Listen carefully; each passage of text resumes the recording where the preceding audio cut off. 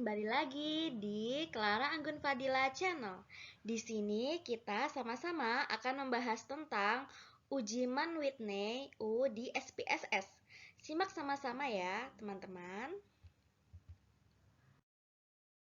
Nah, oh iya nih, kita belum perkenalkan dulu nih. Nah, perkenalkan, nama saya Clara Anggun Fadila, NPM 2201060005 dari Prodi Tadris Matematika IAIN Metro Lampung.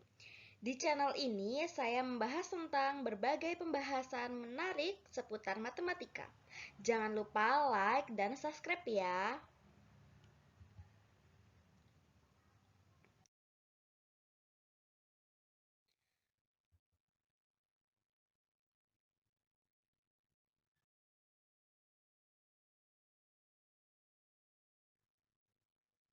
Nah, lanjut kita bahas dulu nih pengertian uji Man-Whitney.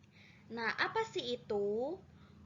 Uji non-parametrik yang digunakan untuk membandingkan dua rata-rata sampel yang berasal dari populasi yang sama. Uji ini merupakan alternatif dari uji T atau uji parametrik dan digunakan ketika persyaratan distribusi normal untuk uji T tidak terpenuhi. Beberapa ahli mengatakan bahwa uji Man-Whitney U tes tidak hanya menguji perbedaan median, melainkan juga menguji mean. Mengapa seperti itu? Karena dalam berbagai kasus, median kedua kelompok bisa saja sama. Tetapi nilai p-valuate hasilnya kecil, yaitu kurang dari 0,05, yang berarti adanya perbedaan. Penyebabnya adalah karena mean kedua kelompok tersebut berbeda secara nyata. Maka dapat disimpulkan bahwa uji ini bukan hanya menguji perbedaan median, melainkan juga perbedaan mean. Nah, tujuan dari uji Man-Whitney U untuk menguji apakah dua sampel independen diambil dari populasi yang mempunyai mean yang sama. Nah, yang pertama variabel acak dalam tiap kelompok. Yang kedua data berskala minimal ordinal interview dan rasio jika data berskala interval atau rasio bila asumsi normalitasnya tidak terpenuhi. Man-Whitney adalah uji non-parametrik yang digunakan untuk mengetahui perbedaan dua kelompok bebas apabila skala data variabel terikatnya adalah ordinal atau interval, tetapi tidak berdistribusi nominal. Asumsi Man-Whitney. Berdasarkan uraian di atas, maka dapat disimpulkan nih asumsi yang harus terpenuhi dalam Man-Whitney, yaitu yang pertama ada skala data variabel terikat adalah ordinal, interval, atau rasio. Apabila skala interval atau rasio asumsi normalitas tidak terpenuhi, atau normalitas dapat diketahui uji normalitas. Data berasal dari dua kelompok. Apabila data berasal dari kelompok atau lebih, maka sebaiknya gunakan uji Kruskal-Wallis 3, variabel independen satu dengan yang lainnya. Artinya, data berasal dari kelompok yang berada atau tidak terpasang atau tidak berpasangan.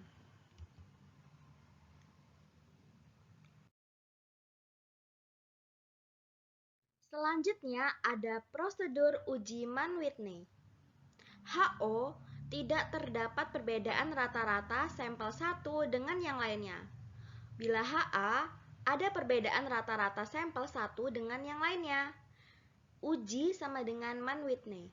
Nah, U1 sama dengan N1 N2 plus N1 dalam kurung N1 plus 1 per 2 R1. U1 sama dengan N1 N2 plus N2 dalam kurung N2 plus 1 per 2 R2. Nah, keterangannya N1 itu jumlah peringkat 1 Bila U2 itu jumlah peringkat 2. Nah, N1 itu jumlah sampel 1, bila N2 itu jumlah sampel 2. Dan R1 jumlah ranking pada sampel N1, bila R2 itu jumlah ranking pada sampel N2. Untuk sampel besar, jika ranking tidak ada yang sama menggunakan rumus berikut. Z sama dengan N1 N2 plus U min N1 N2 per 2 per akar dari N1 N2 dalam kurung N1 plus N2 plus 1 per 12. Untuk sampel besar, jika ranking yang sama menggunakan rumus berikut. Z sama dengan U min N1 N2 per 2 per N2 min N per 12 akar N1 N2 per N dalam kurung N dikurang 1.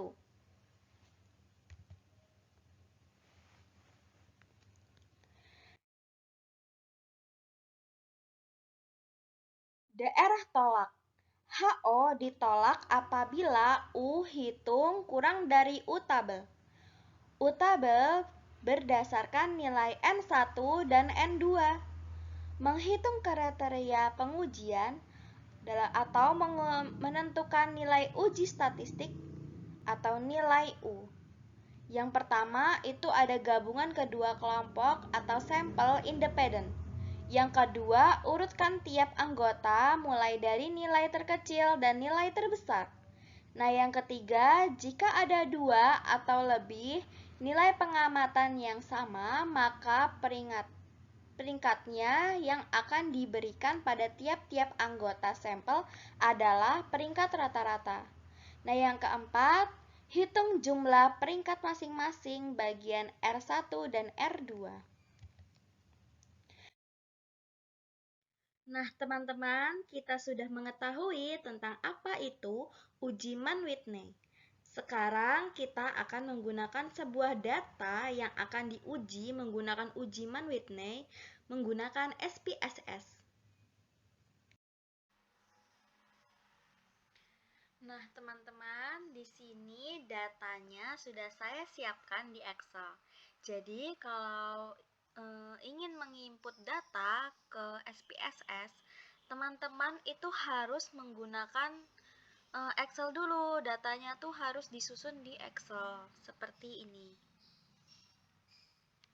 Di sini saya akan menjelaskan mengenai data ini dulu ya.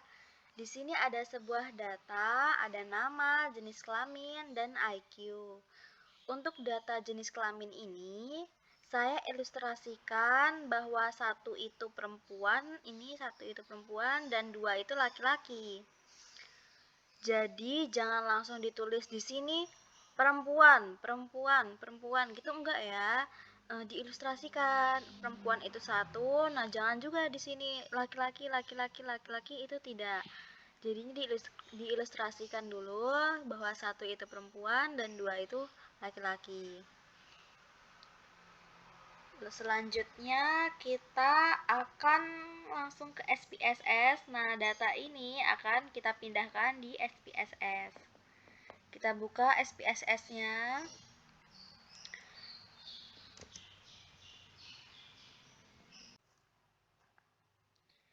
Nah, selanjutnya kita daftarkan di SPSS. Nah, ini SPSS-nya seperti ini. Kita pindahkan data yang dari Excel tadi ke SPSS. Nah, datanya kan sudah saya pindahkan nih di SPSS, teman-teman. Bisa dicoba nanti ya. Bahwa yang perempuan itu satu, ini satu. Dan yang laki-laki itu dua. Laki-laki.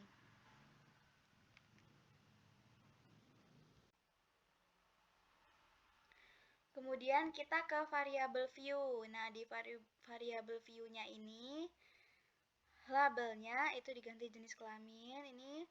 Kemudian valuesnya itu satu itu perempuan, dua laki-laki. Oke. Terus selanjutnya kita akan menguji ke Mann-Whitney-nya. Itu kembali lagi ke data view.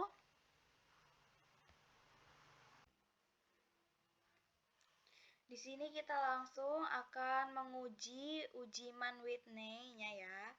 Nah, di sini kan udah jelas tuh data perempuan dan laki-lakinya. Kemudian kita pilih analyze, lalu non-parametric test. Nah, kita klik to independent sentence. Nah, di two independent ini itu tampilannya seperti ini ya. Nah, kita pindah nih IQ-nya di tes variabilis dan jenis kelaminnya itu ditaruh di grup variabel. Nah, jadinya seperti ini.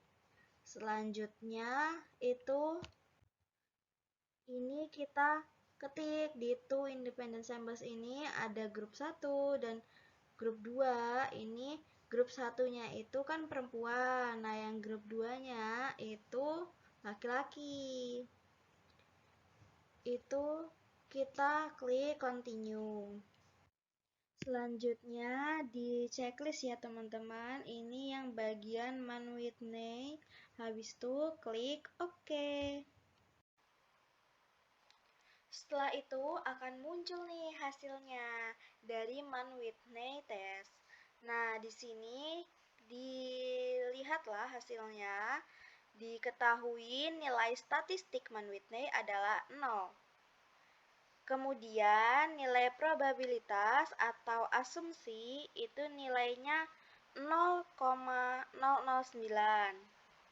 Karena ia lebih kecil daripada tingkat signifikasinya, kan tingkat signifikasinya itu 0,05 atau 5%. Maka disimpulkan terdapat perbedaan IQ yang signifikan antara perempuan dan laki-laki.